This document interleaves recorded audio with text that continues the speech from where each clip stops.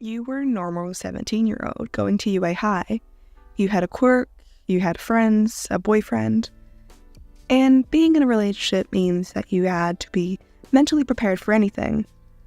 This was implied tenfold, especially since you were dating someone as outspoken and destructive as Katsuki Bakugou. But nothing could have prepared you for the words that would have come out of his mouth. One day, after school, when the both of you were walking home together, "Oi, dumbass. Listen, my parents, they want to meet you." And with that sentence is how you ended up here. Standing outside of the Bakugou residence on a sunny, bright afternoon. You are anxiety-ridden. You knew a little bit about his parents. He sometimes complained about the, quote, old hag, referring to his mother, obviously. You'd seen her a few times when parents need to be driving around the school, and he was exactly like her. He was loud and scary, just like his mother. But his father always seemed to be different. He always seemed to be a little bit shy and quieter when you saw him standing by his loud, obnoxious wife. Your heart beats 100 miles per minute, and suddenly, you pipe up. On second thought, I think I'm just gonna go home, you announce, swiftly spinning on the back of your heel towards the opening of the Bakugos' parents' house. Almost as if he knew, Bakugou quickly takes a hold of your shoulder and effortlessly turns your body so that you would be facing him. "It's too late now, idiot. You should have said something before we left your place," he grunts. "You'll be fine. Stop worrying, stupid." Katsuki slams his rough finger onto the doorbell, trying to alert his parents that he was here. Suddenly, the door slams open, a tall woman with her hands placed upon her hips in an assertive manner, which you would assume that's Bakugou's mother, for she adorned the same striking features as their son did, came upon her face. "Katsuki, what the hell did I tell you about pressing the... Her sentence was cut off by an audible gasp as her eyes found your form, slinking away behind Bakugou. "Oh my, move it, Katsuki," she says, easily shoving her son out the way. "Oi," he calls out, but she effortlessly ignores him. "Oh, why, it's so nice to meet you, finally," his mother says, slinging her delicate arms around you in an embrace. "I've heard so much about you." You blink a bit confused. You have? You look up at her with your big, youthful eyes. The woman was way nicer than you had originally thought she would be. "Wait, Katsuki was talking about you?" "No, she hasn't," your boyfriend was managed to gruff out. "Oh, yeah, I have." Katsuki's mother pulls away from you and studies your face with her bright scarlet eyes. "Katsuki gushes about you all the time," she cackles. You gawk at her, your eyes widen in shock and embarrassment. "He gushes about me." You look over at Katsuki, who is standing behind you, his arms crossed with an annoyed look on his face. He grumbles and looks away, trying to hide the redness in his cheeks. "Shut up, you old hag," he barks out. His voice was gruff and irritated, but you can detect the hint of embarrassment in his tone. "Oh, hush," she slaps the back of his head. Please, come in."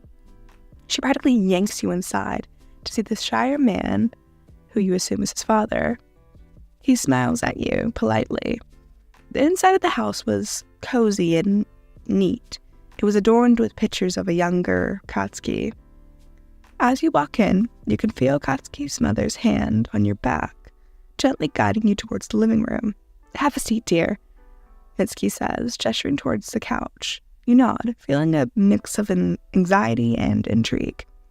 You can see Katsuki taking a seat in the plush armchair next to you. Suddenly, your eyes land on a picture. Oh my god, is that you? I laugh, pointing to a picture of a chubby blonde baby in a bath. Mitsuki bursts into laughter as she follows her gaze. Yeah, that's our Katsuki when he was just a tiny baby. Cute, isn't he? Katsuki, who's been quiet the whole time, suddenly bristles at the sight of the picture and mutters under his breath, "Shut up, you old hag." His father chuckles and pats his wife's shoulder. His eyes were gleaming with amusement. He was quite the handful, even back then. And Mitsuki nods in agreement, her grin widening. "Oh, you have no idea. He is a little terror, but I guess he still is." She playfully ruffles Katsuki's hair, causing him to swat her hand away. Bizaru, his father, starts to speak up. "Please, make yourself comfortable. Can I get you something to drink?" He chuckles. "Oh, no, it's okay." You look at the pictures more. You notice a few more where the Katsuki's hands start to spark. "When did he get his quirk?" you ask. He chuckles. "Oh, it was quite early. Maybe he was only 4 years old when his quirk manifested." Katsuki scoffs. "Yeah," crossing his arms and grumbling. "I was a prodigy from the start." Mitsuki rolls her eyes and chimes in. "I don't listen to him. He was just a little firecracker with explosive hands." The conversation continues, with Mitsuki and Masaru sharing stories about how Katsuki's childhood adventures. You can't help but notice how animated they are, especially Mitsuki, who seems to absolutely relish in embarrassing her one and only son. Katsuki huffs and mutters occasionally, trying to maintain his usual gruff demeanor. But you can see the twinge of embarrassment on his face. Katsuki pulls on your arm, indicating that it was time to leave. It had been a few hours.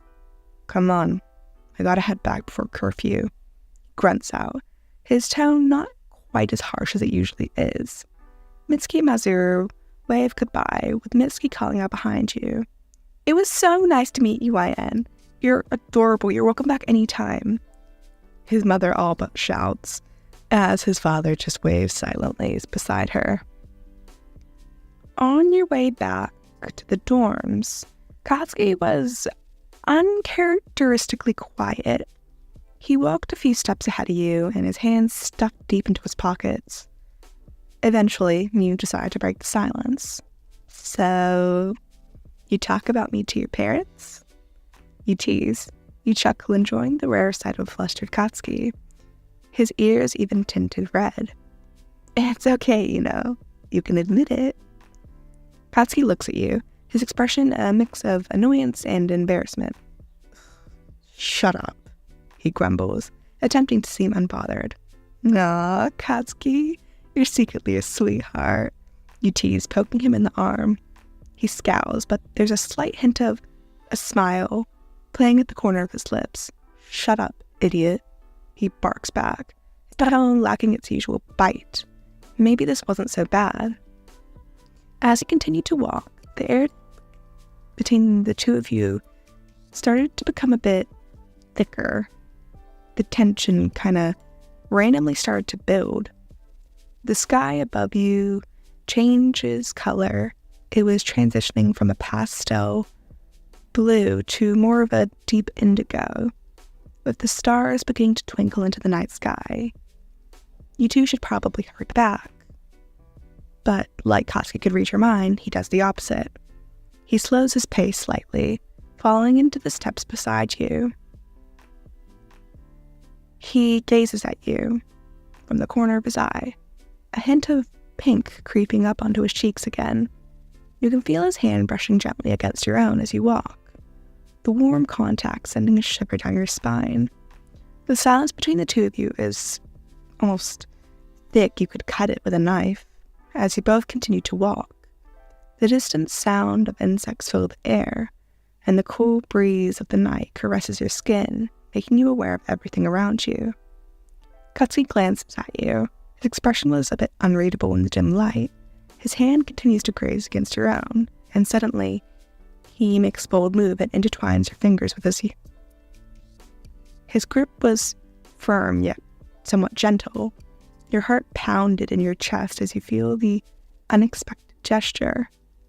Katsuki's hands feel warm against your own, and you can feel the calluses on his palms from years of training and using his own quirk. He tugs on your hand slightly, pulling you towards an isolated park area nearby, where the trees were casting shadows among the grass, creating a secluded and intimate atmosphere. Katsuki halts his steps and turns to face you. His expression was intense in the dimly lit surroundings. The glow of the distant streetlights cast a soft, almost ambiance upon your guy's features, making him look even more striking than he usually did. He takes a step towards you, closing the gap between the two of you. His free hand begins to move up to cup your cheek. His thumb gently traces the contour of your face. Your breath hitches in your throat at his touch. Your senses heightened at the proximity and intimacy of the moment. The world around you seems to melt away, leaving only the two of you in your own little bubble. Katsuki's gaze locks upon your own, his scarlet eyes filled with a mixture of intensity and vulnerability. He leans in closer, his lips only inches away from your own. His breath is warm against your skin, sending a wave of heat coursing throughout your body. You can hear the faint sound of his own heartbeat, the erratic rhythm mirroring your own. "You're a pain in the ass. You know that?" Katsuki mutters out. His voice was low and gruff, yet tinged with a slight affection. "And you're hot-headed and stubborn and idiot," you joke back, unable to keep the hint of a smile from curving onto your lips. Katsuki's grip tightens on your hand. "Yeah, well, you're the one who chose to put up with me," he counters, pulling you even closer, smirk tugging his lips as well. His gaze roams your face, lingering on your lips. The tension between the two of you was electric, each small touch sending sparks of electricity down your spine. Your lips meet for the first time. The kiss was soft at first, as if Katsuki was just testing the waters.